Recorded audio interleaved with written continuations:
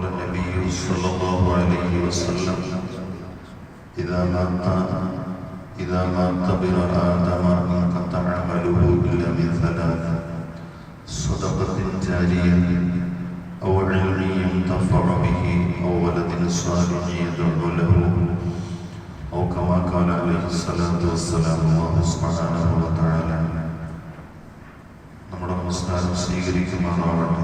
രോഗങ്ങൾ പ്രയാസങ്ങളെല്ലാം മാറ്റി തരുമാറാവട്ടെ. മാരകമായ രോഗങ്ങളെ തൊട്ട് അല്ലാഹു മരണം വരെ കാത്തുരക്ഷിക്കുമാറാവട്ടെ. നമ്മിൽ നിന്ന് മരണപ്പെട്ടു പോയവർക്ക് അല്ലാഹു മഗ്ഫിറത്ത് നൽകുമാറാവട്ടെ. ഒരിക്കൽ മഹാനായ ഉമർ റളിയല്ലാഹു തആല അൻഹുവിന്റെ മുന്നിൽ ഒരു പിതാവ് മകനെ കുറിച്ചുള്ള പരാതിയുമായി വന്നു. മകനെ കുറിച്ചുള്ള പരാതി എന്ന് പറയുന്നത് മകൻ അനുസരിക്കുന്നില്ല, പിതാവിനെ ഉപദ്രവിക്കുന്നു, ചീത്ത പറയുന്നു. അങ്ങനെ ഒരുപാട് പരാതിയുമായി ഉമർ റളിയല്ലാഹു തആല അൻഹുവിന്റെ അരികിൽ വന്നപ്പോൾ ഉമർ റളിയല്ലാഹു തആല അൻഹു ആ മോനെ വിളിച്ചു വരുത്തി. എന്നിട്ട് മാതാപിതാക്കളോടുള്ള കടമകളെ കുറിച്ചെല്ലാം പറഞ്ഞു കൊടുത്തു.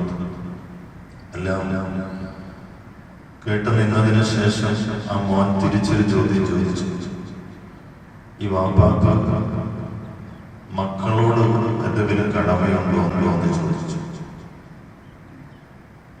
അമീറുൽ മുഅ്മിനീൻ ഒരു പിതാവിന് തന്റെ സന്താനങ്ങളോട് വല്ല കടമയും ഉണ്ടോ?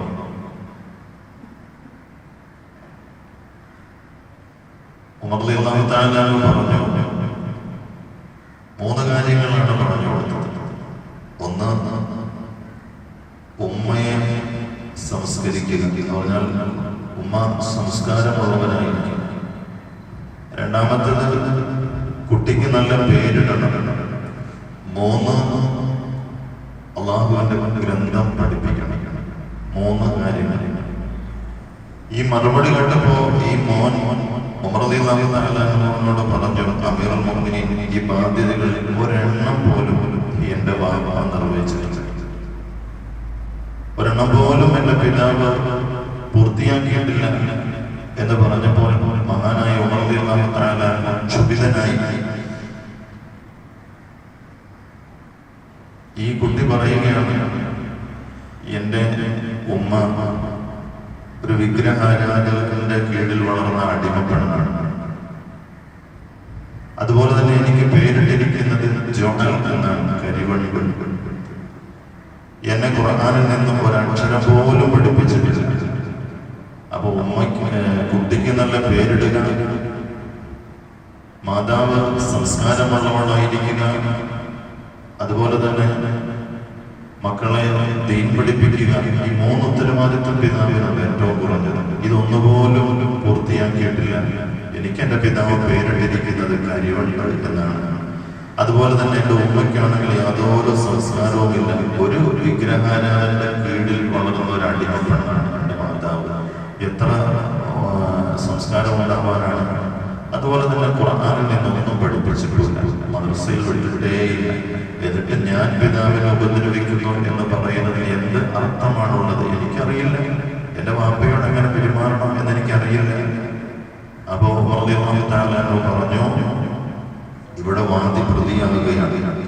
മകൻ ഉപദ്രവിക്കുന്നു എന്ന പരാതിയുമായിട്ടല്ല താങ്കൾ വന്നത്. യഥാർത്ഥത്തിൽ അവൻ താങ്കളെ ഉപദ്രവിക്കുന്നതിന് മുമ്പ് താങ്കൾ അവനെയാണ് ഉപദ്രവിച്ചത്.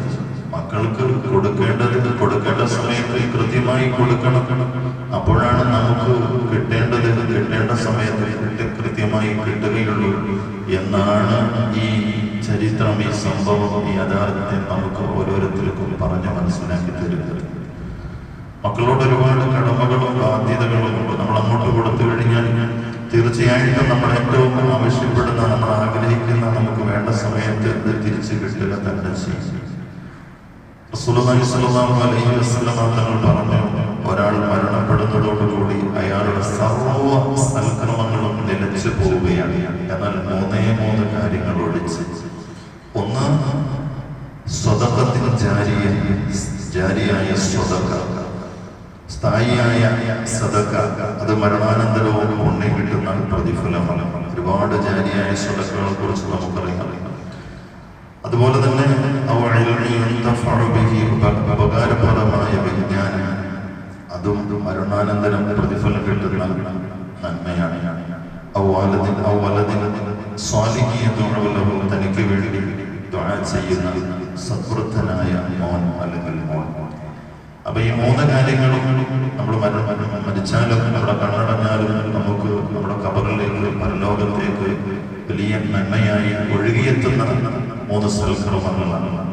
അല്ലാഹു ഇതെല്ലാം നേടിയെടുക്കാൻ നമുക്ക് തൗഫീഖ് നൽകുമാറാവട്ടെ. അതുകൊണ്ട് മക്കളോടുള്ള കടമകളും ബാധ്യതകളും നമ്മുടെ കഴിവിന്റെ പരമാവധി പാലിക്കാനും പൂർത്തിയാക്കാനും നമ്മൾ ശ്രദ്ധിക്കുക. അല്ലാഹു മനസ്സിലാക്കി അമൽ ചെയ്യാൻ തൗഫീഖ് നൽകുമാറാവട്ടെ. സുബ്ഹാനല്ലാഹി വബിഹംദിഹി, സുബ്ഹാനല്ലാഹി വബിഹംദിഹി, അശ്ഹദു അൻ ലാ ഇലാഹ ഇല്ല അൻത, അസ്തഗ്ഫിറുക.